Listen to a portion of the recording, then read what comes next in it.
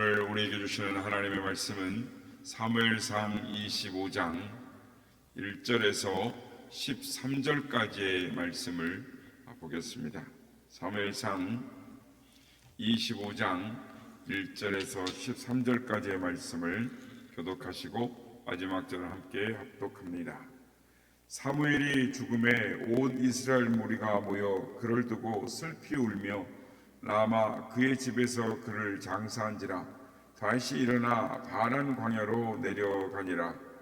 마온에 한 사람이 있는데 그의 생업이 갈멜에 있고 심히 부하여 양이 3,000마리요 염소가 1,000마리이므로 그가 갈멜에서 그의 양털을 깎고 있었으니 그 사람의 이름은 나발이요 그의 아내의 이름은 아비가일이라. 그 여자는 총명하고 용모가 아름다우나 남자는 완고하고 행실이 악하며 그는 갈렙 족속이었더라.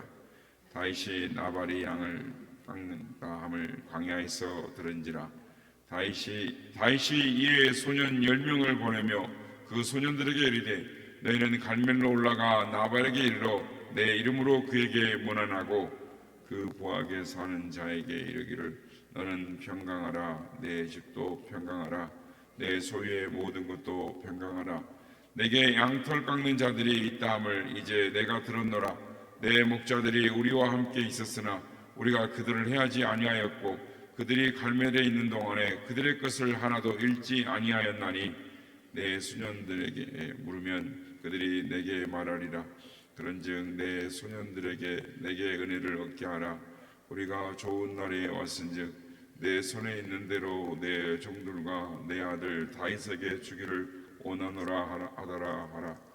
다윗의 소년들이 가서 다윗의 이름으로 이 모든 말을 나발에게 말하기를 마침에 나발이 다윗의 사람들에게 대답하여 이르되 다윗은 누구며 이세 아들은 누구냐? 요즘에 각기 주인에게서 억지로 떠나는 종이 많도다. 내가 어찌 내 떡과 물과 내 양털 깎는 자를 위하여 잡은 고기를 가져다가 어디서 왔는지도 알지 못하는 자들에게 주겠느냐 한지라. 예, 다윗의 소년들이 돌아서 자기 길로 행하여 돌아와 이 모든 말을 그에게 전하매 다같이요 다윗이 자기 사람들에게 이르되 너희는 각기 칼을 차라 하니 각기 칼을 차매 다윗도 자기 칼을 차고 400명 가량 데리고 올라가고 200명은 소유물 곁에 있게 하니라. 아멘. 할렐루야. 오늘도 우리 예배 가운데 함께 하신 주님을 찬양합니다. 인생을 살아가노라면 누구나 크고 작은 위기를 맞이하게 됩니다. 그리고 이런 위기의 대부분은 우리 자신이 선택할 수 없이 갑자기 찾아옵니다. 어느 날 갑자기 예측할 수 없는 방법으로 찾아오는 것이죠. 비록 이런 우리의 인생의 위기는 우리가 선택할 수는 없다 할지라도 어떻게 반응하느냐라는 우리가 선택할 수 있는 것입니다. 오늘 본문은 계속된 다윗의 광야의 삶을 소개를 하고 있습니다. 오늘 본문은 이 사무엘의 죽음으로부터 시작이 됩니다. 그러니까 다윗의 영적인 스승 사무엘의 죽음은 다윗에게 있어서 커다란 충격이었습니다. 사무엘은 다윗에게 있어서 정신적인 지주였고 영적으로는 의지했던 사람인데 이 영적인 지도자 사무엘이 죽고 나자 다윗은 바란 광야로 내려갑니다. 이 바란 광야는 어디냐면 남쪽 유다, 그러니까 광야 끝자락입니다. 애국으로 내려가는 광야 아주 그러니까 사울 왕이 더 이상 쫓아올 필요가 없는 광야로 도망을 내려간 것이죠. 이 바란 광야는 이 다윗이 도망자로 살아오면서 이 피난을 간 제일 밑에 예굽과 유다의 경계에 있는 자리까지 간 것입니다. 하나님의 사람 사무엘이 죽으니 이제 사울 왕의 핍박이 더 심해지리라는 생각에 먼 곳으로 피신을 한 것입니다. 또 하나의 충격적인 사건이 일어났는데 그것은 사울 왕이 정략적으로 다윗과 결혼시켰던 이 공주 미가를 다른 사람에게 재혼을 시켜버린 겁니다. 그러니까 그러니까 자기 아내를 빼앗겼는데 자신의 힘으로는 도저히 자신의 아내를 데려올 수 없는 그런 처지였습니다. 다윗의 실세는 더할 나위 없이 비참하게 되었습니다. 처량하게 되었습니다. 그래서 다윗으로서는 가장 우울하고 좌절감에 빠져있던 시기다. 어려운 때였다라는 것입니다.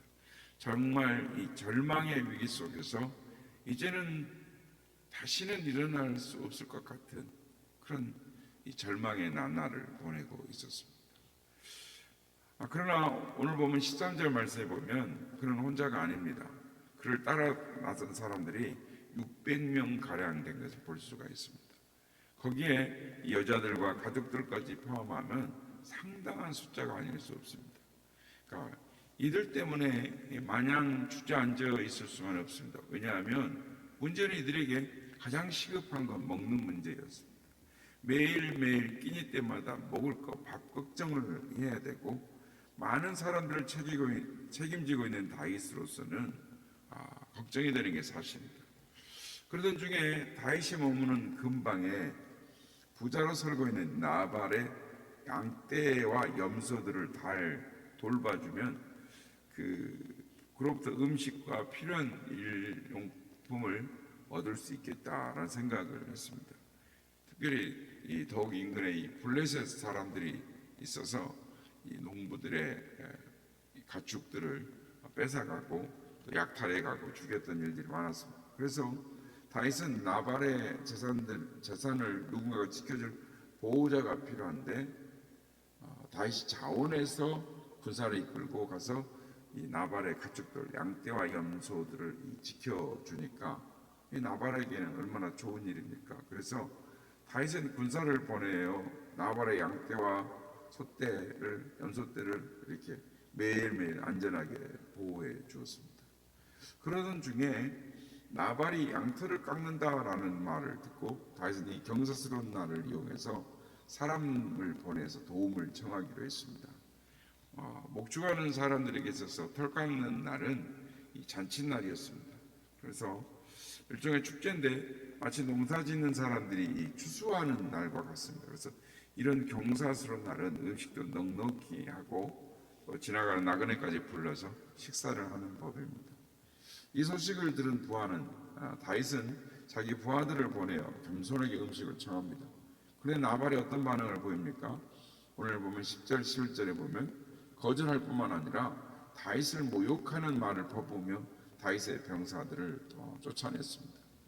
다윗은 누구며 이 세 아들은 누구뇨? 내가 어찌 내 떡과 물과 내 양털 깎는 자를 위하여 잡은 고기를 가져다가 어디서 왔는지도 알지 못하는 자에게 주겠느냐 하면서 쫓아낸 것이죠. 여기서 보면 다윗이 누구며 이 세 아들이 누구냐라는 말은 몰라서 그러는 게 아니라 아주 역신여기는 말입니다. 그러면서 하는 말이 요즘에 억지로 자기 주인에게서 떠나는 종이 많도다라고. 그러니까 이 말은 주인 밑에서 충성할 생각은 않고 주인을 따라 도망다니는 놈들이 많은데 그 중에 한 놈이 다윗이다, 이렇게 그런 말을 한 것이죠. 그러니까 사울 왕을 떠나서 제멋대로 돌아다니는 백성, 배신자요 망나니로 다윗을 표현한 것입니다. 쉽게 말해서 다윗을 아주 업신여긴 거죠. 마땅히 도와주지는 못할 망정 다윗의 마음을 건드린 이야기란 것입니다. 이 말을 전해들은 다윗이 붕괴해가지고 부하 400명에게 칼을 차게하고 자신도 무장을 하고 나발의 집으로 향해 갑니다. 22절 말씀에 보면 다윗이 결심하기를 내가 그에게 속한 모든 남자 가운데 하나라도 아침까지 남겨두면 하나님이 다윗에게 벌을 내시고 또 내리시기를 원하노라 하면서 아주 크게 분노하면서 나발의 집을 완전히 다 멸해버리겠다라고 다짐을 합니다. 이제 나발의 목숨은 끊어진 거나 마찬가지이고 그 집은 풍지박산 난 거나 마찬가지였습니다. 이 상황에서 누구나 그러겠지만 다윗이 이성을 잃었습니다. 분노로 가득했습니다. 자기 안에 상처가 있는데 그 상처를 누가 건드린 것이죠. 그래서 참으로 위기일발의 순간입니다. 성도 여러분, 다윗이 누굽니까? 다윗은 하나님 마음에 합한 사람이었습니다. 다윗이 누굽니까? 자기를 죽이려고 했던 사울 왕을 자기 눈앞에서 2번이나 살려보냈습니다. 다윗이 누굽니까? 압살롬의 반역으로 인해서 다윗을 따라다니면서 저주했던 시므이조차도 하나님께서 저를 통해서 나에게 하신다, 말씀하신다 하면서 하나님이 나에게 말씀하신다면 그 모욕과 그 고통의 소리를 내가 다 들으리라 하면서 끝까지 참아냈던 인내의 사람이었습니다. 다윗이 누굽니까? 다윗은 긍휼의 사람입니다. 적장 아브네엘의 죽음까지도 애도하는 사랑과 긍휼이 풍성한 사람이었습니다. 왕이 되어 기름을 받았지만 온 백성의 마음이 하나가 될 때까지 기다리며 백성들의 마음을 헤아리는 사람, 이런 사람이 다윗이었습니다. 그런 다윗이 자신의 아픈 상처, 그거를 건드는 말을 나발로부터 모욕과 거절을 당하자 한순간에 폭발해 버린 것입니다. 이성을 일으키게 됐습니다. 자기가 가장 고통당하고 닮지 않고 싶었던 사람 사울의 분노와 행동이 그의 마음속에 찾아왔습니다. 지금 쫓기는 몸입니다. 지칠 대로 지쳐 있습니다. 먹을 것도 없고 함께하는 600명의 생계를 책임져야 하고 아주 힘든 중에 있는데 나발의 일로 인해서 다윗의 분노가 한순간에 폭발해서 나발의 집안의 모든 남자를 죽이겠다고. 이건 다윗의 모습이 아닙니다. 이제 다윗의 분노는 광야에서 배운 거룩한 영성을 상실해 버렸습니다. 기름 부음 받은 자의 정체성도 잃어버렸습니다. 그가 받은 모욕과 멸시, 피곤함과 분노만이 그를 지배하기 시작했습니다. 그의 거룩한 믿음은 이제 나발과 싸우는 타락한 모습으로 변질되었습니다. 자기가 당한 분노를 참지 못하고 토해내는 다윗, 그를 아무도 이제 막을 사람이 없습니다. 화해와 긍휼, 그를 축복의 사람으로 만들려고 했던 하나님의 모든 계획이 한꺼번에 망쳐지고 사라져버려 분노에 휩싸이게 되었습니다.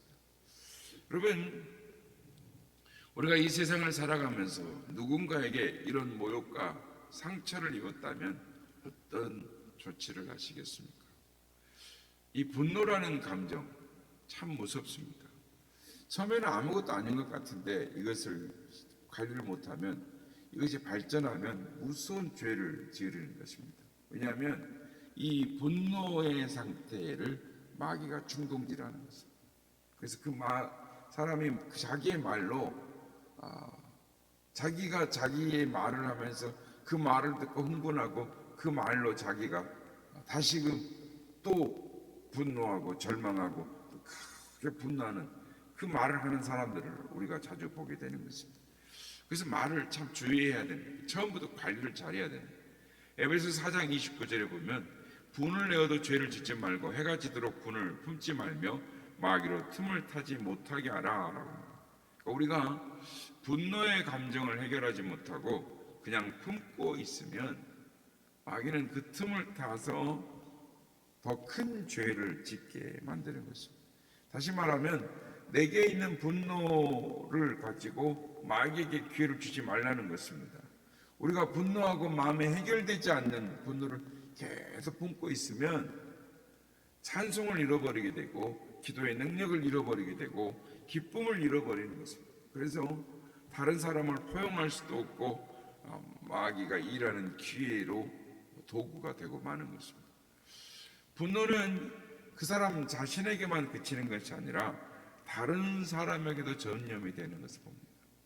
분노하는 사람이 한 사람이 있고 불평하는 사람이 한 사람이 있으면 그 사람의 말이 얼마나 전염성이 강한지 모릅니다. 분노하는 부모의 그 밑에 있는 자녀는 정서적으로 불안한 것입니다. 분노하는 목사의 설교를 듣는 성도들의 마음에도 상처가 생기게 되는 것입니다. 그래서 주님은 분노를 버리라 라고 말씀하는 것입니다. 사랑하는 여러분, 이 분노라는 감정의 지배를 받게 되면 우리의 믿음의 자녀들은 우리는 성령을 근심하게 만들게 됩니다. 이렇게 되면 우리의 생각은 점점 굳어지고 작동이 되지 않습니다. 누가 뭘 하게도 귀에 들어오지 않고 자기 아집과 고집에만 빠져들게 되는 것입니다. 또한 감정은 완전히 통제불능이 됩니다. 뿐만 아니라 방어적이 되고 공격적으로 변하는 것입니다. 이때 우리 안에 있는 성령님은 탄식하시죠. 우리를 위해 아무것도 하실 수가 없습니다. 그런데 오늘 본문을 보면 분노에 사로잡혀 있는, 즉 폭도로 변해버린 그 다윗을 진정시키고 선한 길로 인도하는 지혜로운 여인 아비가일을 보게 되는 것입니다. 지금 분노에 휩싸여서 나발의 집을 못살시키려고 분노에 가득 차서 달려오고 있는 다윗이 있습니다. 나발의 아내인 아비가일은 자기 집을 향해 달려오는 다윗의 이야기를 듣고 이 문제를 풀어낼 수 있는 이 방법과 시기, 그리고 지혜롭게 처신을 합니다. 그리고 선물을 준비합니다. 잠언 21장 14절에 보면 은밀한 선물은 노를 쉬게 하고 라고 말씀합니다. 뇌물이 아니라 이 선물이 어떤 역할을 하는지를 잘 아는 지혜로운 아비가일이었습니다. 또 하나는 이 여인은 자기 남편 나발에 대해 너무나 잘 알고 있었습니다. 그래서 자기가 하는 일을 남편에게 알리지 않고 다윗에게 선물을 들고 달려갑니다. 즉 떡 200개, 술 2부대, 요리한 양 5마리, 붉은 밀 10말, 건포도 100뭉치, 말린 무화과 200개. 어쨌든 막 서둘려서 마련을 해서 나귀에 실려서 남편 몰래 시종들을 먼저 보내고 지금은 자기는 조금 뒤쳐져서 다윗을 정식적으로 마중하려고 길을 떠납니다. 아비가일, 남자들을 모두 죽이겠다고 벼르고 달려오는 다윗과 마주치는데 아비가일이 나귀에서 급하게 내려 겸손하게 엎드려 절합니다. 그리고 탄원을 하는 것입니다. 25절에 보면 이런 말씀이 있습니다. 죄는 저에게 있습니다. 나리께서 보내신 사람을 제가 만나지 못해서 그렇게 된 겁니다 라고 합니다. 그러면서 아비가일이 다음과 같이 말합니다. 제발 부탁드립니다. 참아주십시오. 나발이라고 하는 인생이 그 이름처럼 미련한 인생입니다. 당신이 상대할 인생이 못 됩니다. 그를 처치한다는 것은 얼마든지 하실 수 있는 일이지만 그것은 오히려 이스라엘 왕이 되실 분이 하실 일이 아닙니다. 당신이 누구이십니까? 그것을 당신은 잊으시면 안 됩니다. 당신은 하나님의 기름 부음 받은 자인 것을 잊지 마십시오. 오늘 불교에서 사람을 죽이는 그런 더러운 이인 것을 잊지 마십시오. 당신의 원수는 하나님이 처치하실 것입니다. 여태까지 그런 믿음으로 살아오지 않으셨습니까? 당신은 하나님을 위해 싸우셔야지 이런 일로 싸우시는 것은 당신에게 합당하지 않습니다. 이게 얼마나 기가 막힌 설득입니까? 그러면서 아비가일은 29절에서 이렇게 말합니다. 당신의 목숨은 하나님이 생명싸개 속에 안전히 쌓아놓으셨습니다. 그리고 당신의 원수들의 생명을 물매로 던지듯 여호와께서 그것을 던져버리실 것입니다. 무슨 말이냐면 기분에 따라 일비할 것이 아니라 믿음으로 대처하라는 것입니다. 친히 나서서 혈기를 따라 설치지 말고 하나님께 모든 것을 맡겨버리고 하나님의 사람같이 처신하라는 것입니다. 분노에 휩싸여 내려왔던 다윗, 이 아비가일을 만나고 아비가일의 말을 듣고 다윗이 감동을 먹습니다.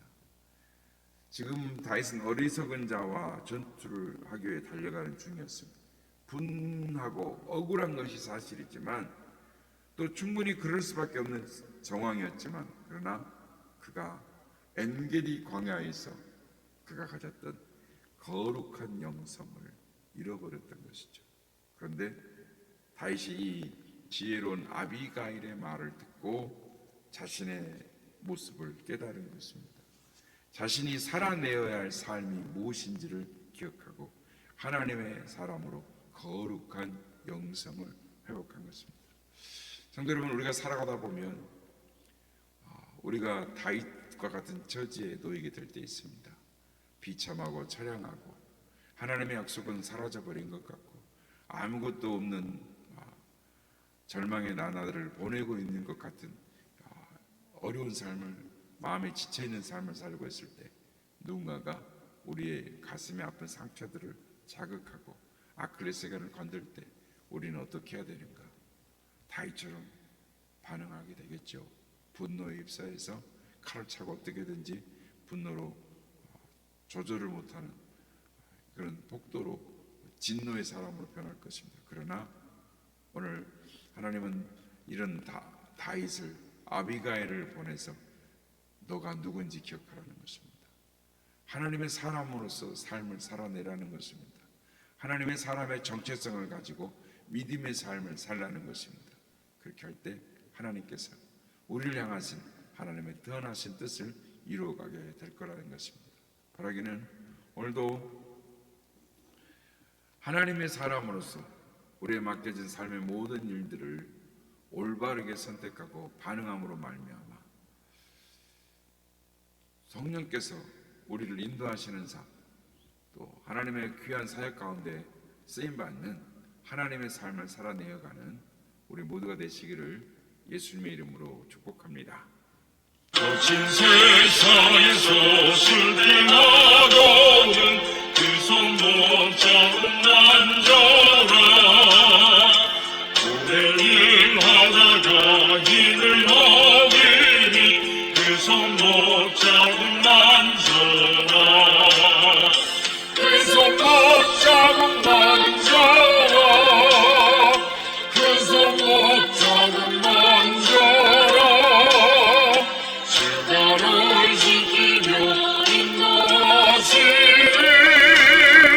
그 손 못 잡고 만져라. 내가 어둠 속을 걸어갈 때에 그 손 못 잡고 만져라. 주가 정평안을 내게 주시니 그 손 못 잡고 만져라. 그 손 못 잡고 만져라. 그 손 못 잡고 만져라.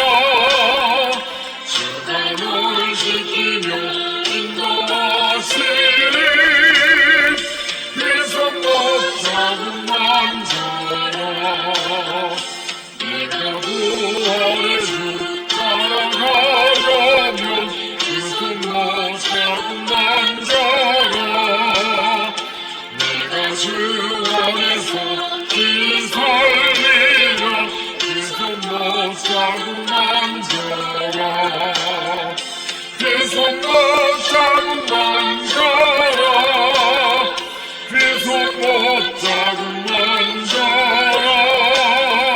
주가 널 지키며 인도하시니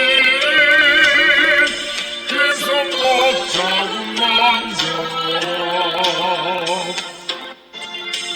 너의 죄악이 무거울 때에 그 손 못 잡고 만져라. 마음은 열고서 술을 마셔라. 그 손 못 잡고 만져라. 그 손 못 잡고 만져라. 그 손 못 잡고 만져라. 주가 널 지키며 인도하시니 그 손 못 잡고 만져라. 아멘. 다윗은 아비가일을 통해서 하나님의 사람으로서 사는 것이 무엇인지, 어떻게 살아야 하는지를 깨닫게 됩니다. 우리 또한 세상에 살면서 하나님을 모르는 사람들이 하는 말 가운데, 또 내 삶 가운데 일어난 모든 분노와 상처들을 어떻게 해결하느냐, 그것은 주님의 못자국 난 손을 만지고 주의 십자가를 바라보며 내가 하나님의 자녀로서 어떻게 살아야 할지, 믿음의 삶을 살아야 할지를 선택하고 성령님 가운데 모든 걸 맡기며 사는 것입니다. 주님, 그렇게 살아낼 수 있게 하여 주옵소서. 우리의 삶이 힘들고 어려울 때일수록 더 주의 십자가를 붙들고 믿음의 삶을 살아낼 수 있는 용기와 능력을 주시옵소서. 이렇게 기도하기 원합니다.